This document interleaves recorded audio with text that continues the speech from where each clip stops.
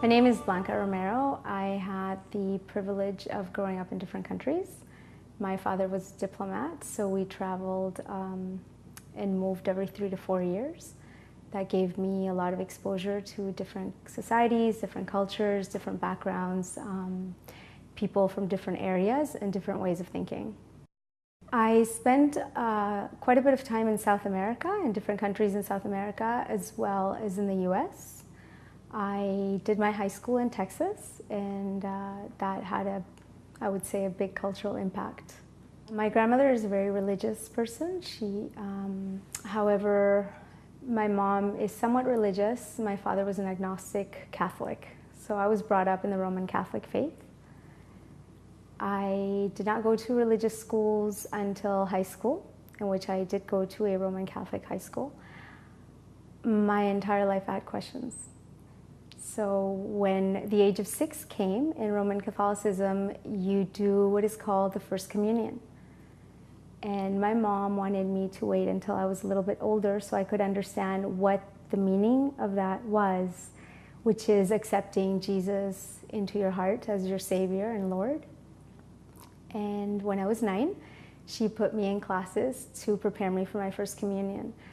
At that age, I had begun questioning things, and I needed answers. My religious teacher could not provide those answers and would become quite flustered and frustrated. And I would continue seeking. I became a little disheartened by the fact that I was not getting the answers I needed. So I told my mother I did not want to have a First Communion. And that was heartbreaking for her. But I felt I could not accept something if I was not satisfied with it. So I continued questioning until I was 12. When I was 12, I started questioning the existence of God. No longer was I questioning the faith I was being brought up in, but I was questioning His existence as a whole. One of the biggest questions for me was the question of the Trinity, how it was possible to have God be one, but be three.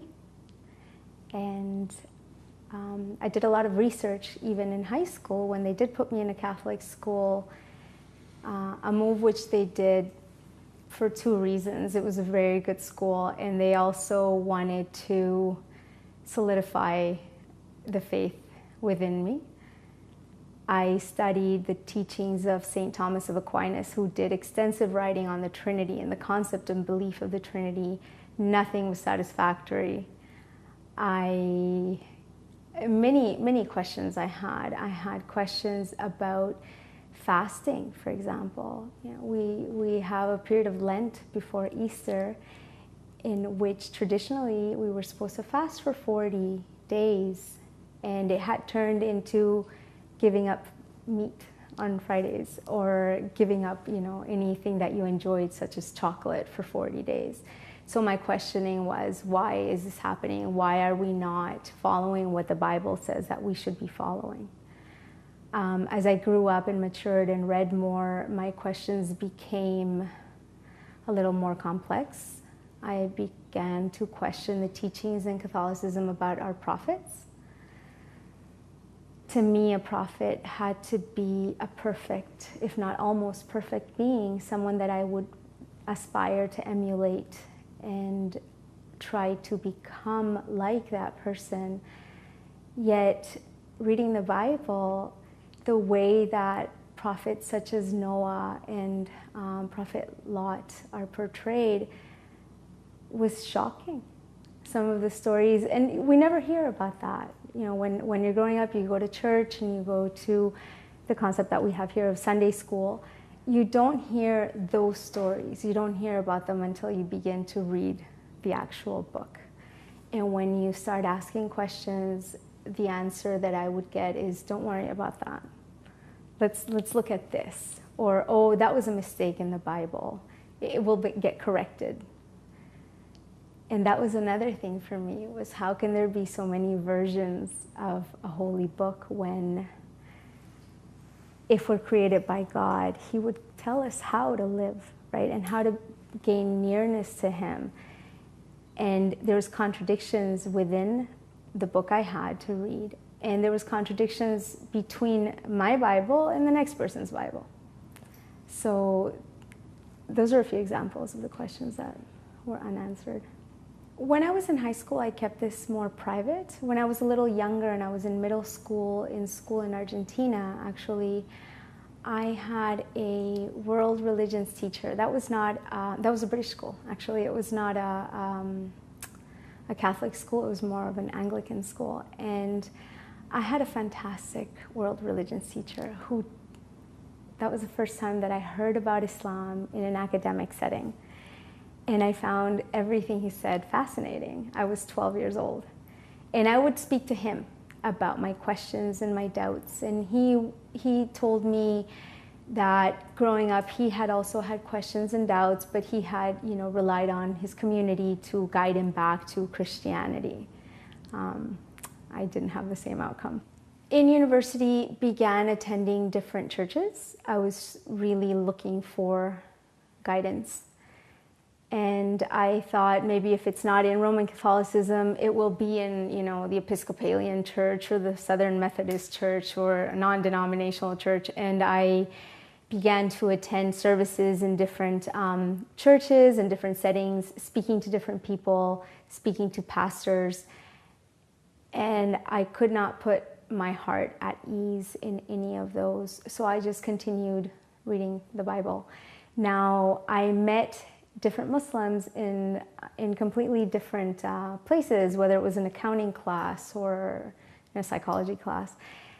And I would, somehow or another, a conversation would veer towards them telling me about Islam. And I almost felt like Islam was coming at me from different directions, but that was not a place that I was willing to look into.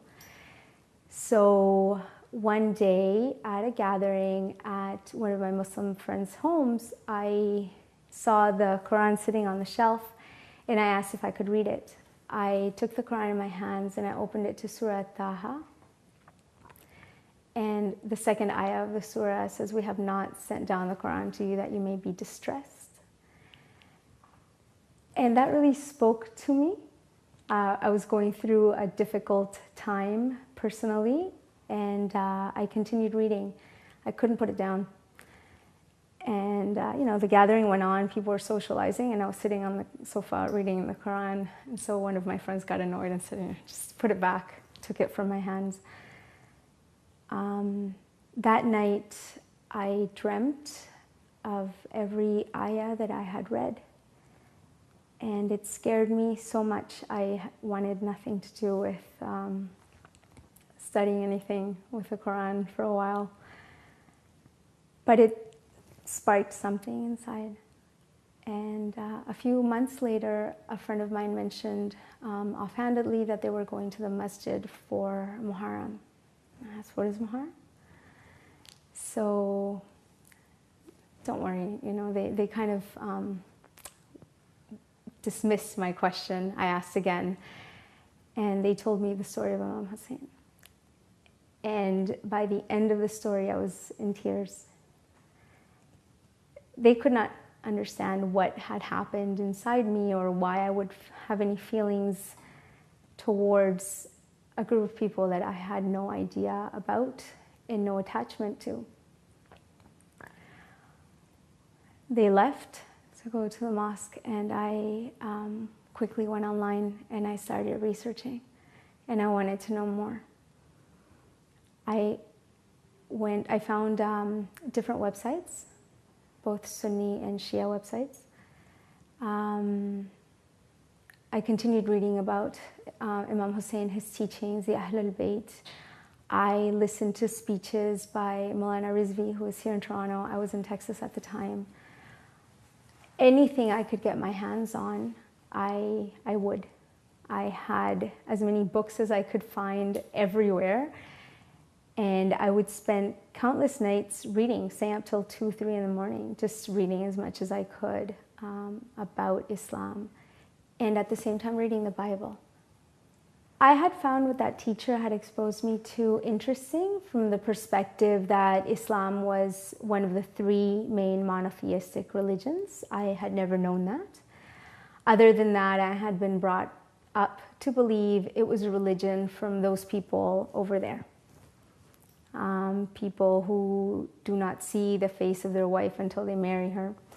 People who make women walk behind them. And I didn't know a lot about the religion aside from that, and the fact that it was a monotheistic religion. Unfortunately, the majority of the Muslims that I came across in university were not very practicing Muslims. So they were not ready to talk about the religion, did not know much about it. As a matter of fact, when I asked to look at the Quran, there was a discussion among several in the house that not to let me look at it because I was Christian, therefore I was najis and I shouldn't touch it. And this went back and forth, and they just were not very knowledgeable people. The research I did, I had to do on my own, whether it was online or through books. I used to refer, in the Bible talks about Jesus prostrating and asking God for forgiveness and guidance. And I used to do that. I would just go on the floor and ask God to guide me and look for anything I could find. I looked at, as I mentioned previously, both Sunni and Shia sources. I studied both concurrently. And Shia Islam called to me because it was logical. There was not only heart, there was mind. Whereas when I would read Sunni sources, I found a lot of contradictions. I found a lot of things that did not entirely sit with me. And that led me away from that path. So asking God for guidance, asking Him to open my heart to the truth and looking for the truth in the Bible. I continuously say I became a Muslim by reading the Bible. When we look at some of the teachings of Jesus, when He says to the people that in vain they worship Him, teaching doctrines of men, that to me said He was not God, right? He was a prophet. When He talks about the greatest commandment, He's asked, what is the greatest commandment? And He said to love thy Lord with all of thy heart, thy mind, and thy soul, and to love thy neighbor as you love yourself. The rest of prophethood falls on that. So looking at that, if you look at that statement, it's so much like what our teachings are, right? And all of that led to me seeing Islam as a continuum of the previous message, a message that had been adulterated through history. I can say every single area that I looked at in Islam, because it was like being given a handbook for life.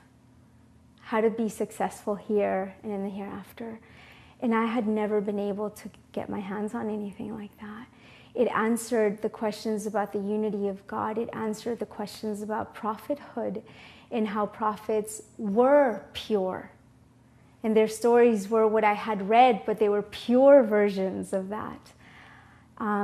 It gave you a way of life in every single aspect of your life. So when we look at fiqh and we look at all the rules that we have to live, and then we look beyond that and we look at akhlaq and the treatment of ourselves and others, it was like finding that, perfect fitting sweater that you've always needed to keep you warm and after being cold your whole life. So one of the things about my life is that I didn't find Islam, Islam found me. And it was the same with my reversion. I did not say I'm Muslim now. I gradually became a Muslim in my heart, and it became undeniable. I was driving and I was looking at the sunset was right in front of me, and I remember my heart just pouring with all of the things that I had read in Surah Taha, which is a very, very close surah to my heart, and feeling that I was already a Muslim. All that was left was for me to declare it. So I veered my car. I went to a store that was close to my university, and I knew it was a Muslim store. And it was actually a little grocery store, a halal store, and they had like 2 scarves. So I just chose one, and I took it home. And the next morning, before sunrise, I got up and I declared that I was a Muslim. And I prayed my first salat as a Muslim. I went into my father's room and I told him that I was thinking of becoming a Muslim. He was very supportive.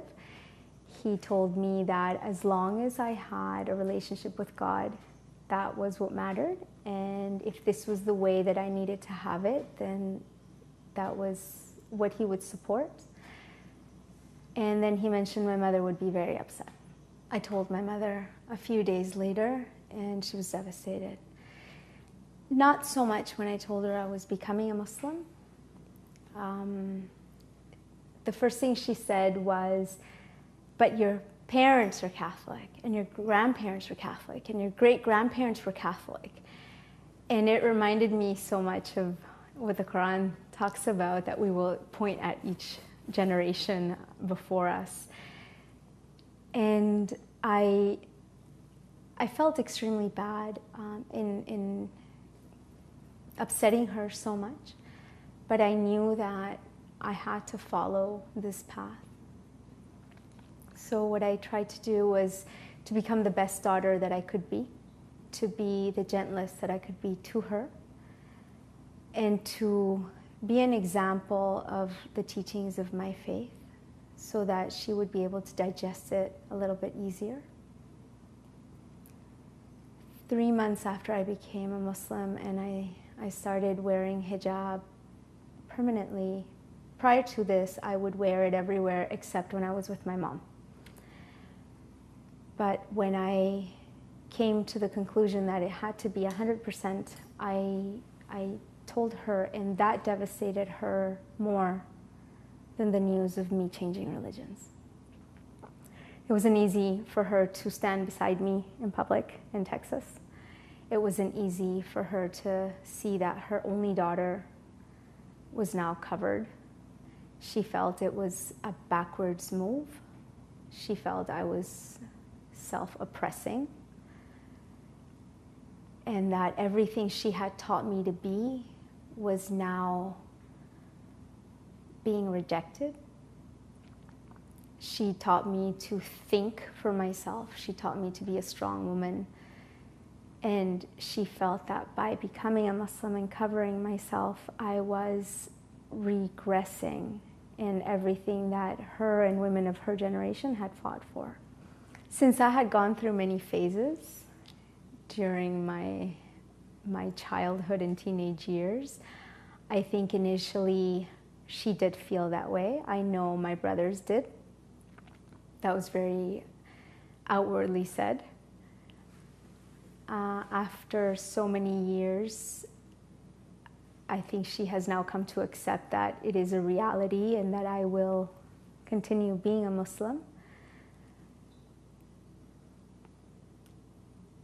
I think she would still feel better if I did not cover my hair. Gradually, she's come to accept the fact that I am a Muslim. As I said previously, she does still struggle with the fact that I dress the way that I do. However, in her heart of hearts, she is a mother and she loves me. So that's one of the things that has really helped our relationship, is that I have stopped talking to her about Islam. Initially, I tried being an example, and I was also verbal about it. I was, a little bit younger and a little inexperienced, and I didn't quite know how to handle it or go about it. I realized that was simply pushing her away. So I became quieter about what my religion teaches and became louder with my actions towards her. And that has made us extremely close. So I think in that way, she's learned to accept the path that I've chosen.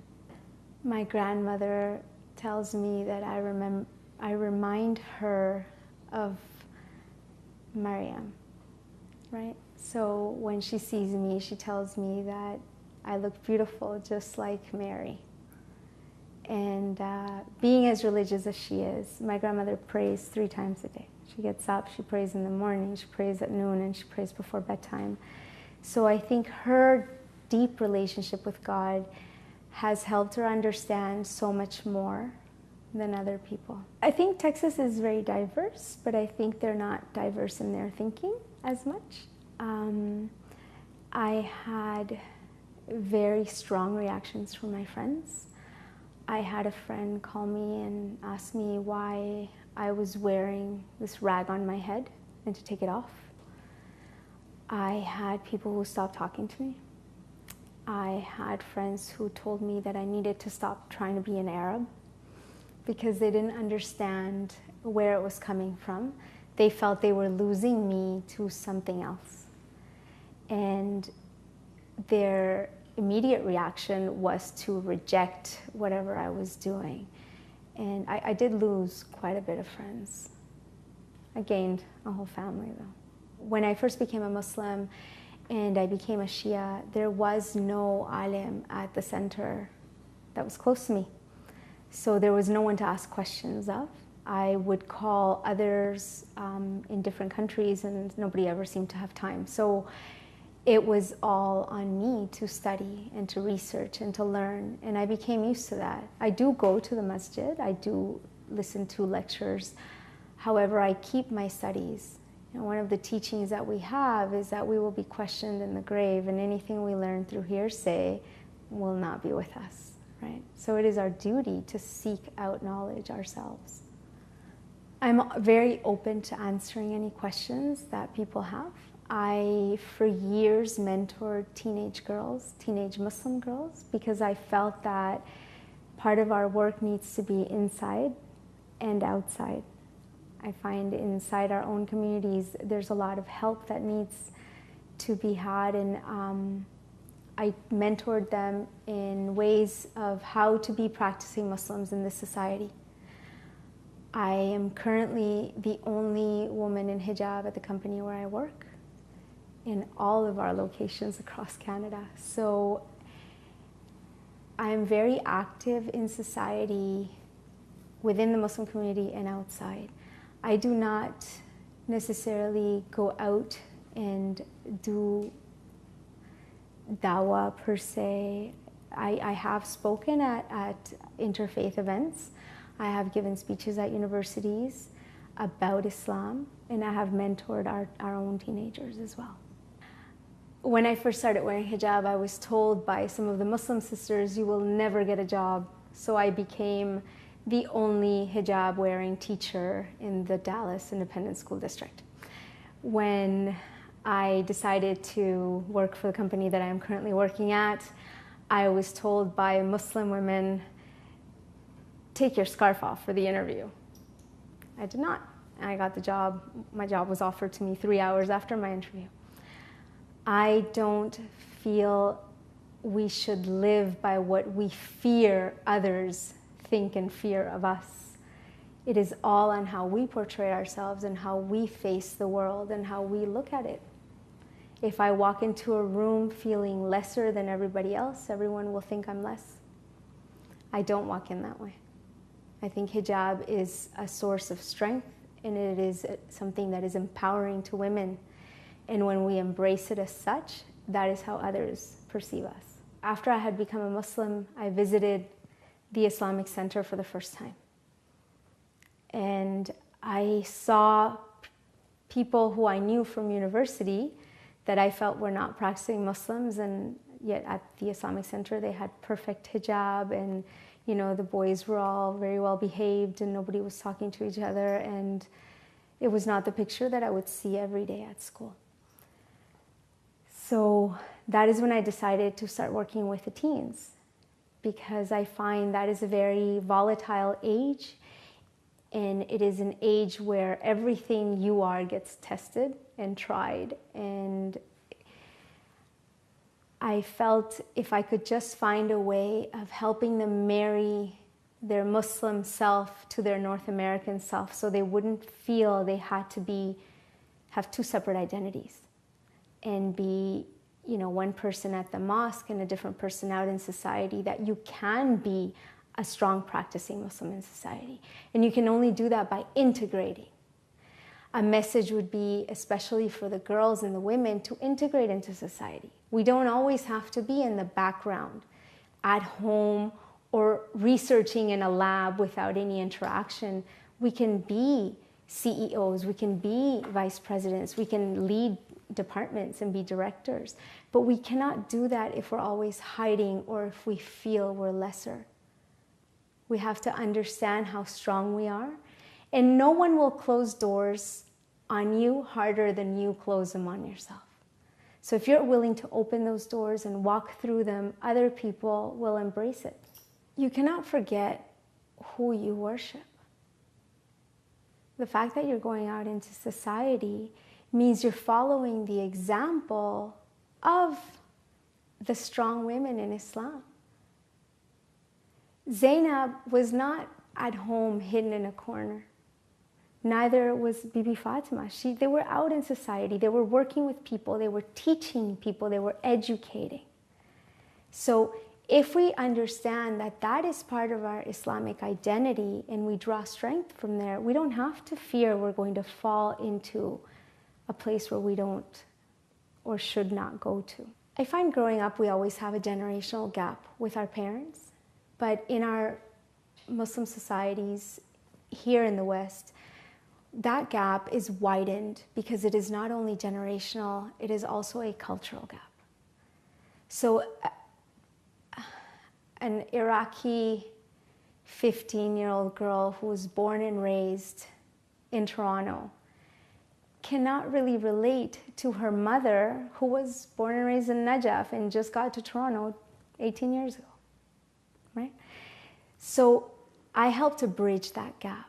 I give the girls a forum in which they can freely express their thoughts, ask any question they have, because many times they will suppress some of their questions, not ask their parents, and they seek guidance from their friends. And we all know that friends will usually misguide you and misinform you. So I give them a forum in which they can openly speak, openly ask questions, and then we can come to Islam together through logic and through reason. Not because you were born this way or your father feels you need to cover or this is haram and that is halal. We spend a lot of time telling, our children what is halal and what is haram. We never bother reasoning why or what effects these things have on us. So when you come to Islam through reason and through logic, you can pass that message on. And with that foundation, your ground is not shaky when you walk outside. And in studying the history of Prophet Muhammad and the way he interacted with Imam Ali, the way he taught him everything, the relationship that he had with him, in reading the hadith of the cloak, it just made sense that Shia Islam was the way that I should take. And it was all solidified when I found out about the time when the Prophet was speaking to the Christians and he invited them to bring their people, and he came only with Imam Ali, Bibi Fatima, Hassan and Hussein. He didn't bring any other companion. He brought his family. His family was the closest to him. His family were the ones that knew everything about him. I love the example when Imam Hassan and Hussein are seeing an older man doing wudu and they want to show him how to make wudu. At such a young age, they were so enlightened in their treatment of others that it made simple sense that they would be people to follow. So in reading their biographies and in reading their teachings, those things drew me towards Shia Islam. I would then open a book like Sahih Bukhari, and Sahih is, something that should be without error, right? And within one page, there was a contradiction about leather socks. There was 3 different hadiths that were giving complete opposite views. So those things turned me away from Sunni Islam, but even more so were some of the reactions that I saw some of the revered companions have in their own hadiths, right? In their own ways of dealing and treating people. The way they treated Abu Dhar, for example. To me, someone who follows the Prophet would never treat him that way or treat one of his, most loved companions in that manner. I find there is discrimination within our community, which is very sad. We are taught to not be discriminatory at all. We're taught to be welcoming. We are taught to embrace each other as brothers and sisters in Islam. When Malcolm X went to Hajj, he found finally a place where everyone came together as one. Yet we seem to forget that message when we come into our centers and our masjids. I have not experienced that kind of discrimination. I think many times people try to relate to me by explaining things to me that I've known for years, such as, the meaning of Alhamdulillah or MashaAllah. Or they will say hi and bye to me as opposed to, Assalamu alaikum. And part of that is them not quite knowing exactly how to treat me as a Muslim. True discrimination I have seen, sadly, towards, in many instances, not all, towards African Canadian brothers and sisters who can sometimes go into a masjid and not feel welcome at all. And I think that is one of the saddest things to find amongst our community. Our community should be the first to welcome and embrace. Our community should be where everyone can come and feel like they have finally come home. Someone who has left everything they knew, everything their family taught them, and then they come thinking they're going to find a family, and instead they find rejection. I think that is an atrocity, and it definitely needs to be addressed and corrected. The Bilal Center was started by African Canadian converts who felt rejected in every other center, and so they opened that center for themselves. Now it has evolved, and everyone, many people go there. I think it should not be a direction we should take. I think, by that statement, I don't mean the Bilal Center, but I mean, I believe that as Muslims, we should try to desegregate ourselves. You can find Shia Islamic Center every 20 minutes in Toronto, when we could very well be going all to one, having one common prayer, and then if need be to separate by language into different rooms for different speeches, then we could do that. Instead, we open separate mosques every so many miles. I find that sad.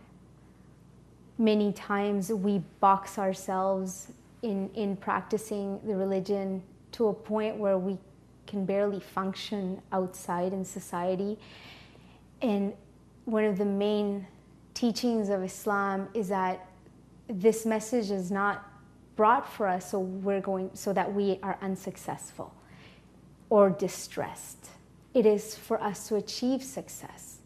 So we need to find a way of internalizing that message, understanding Islam, and being functional, integrated members of society.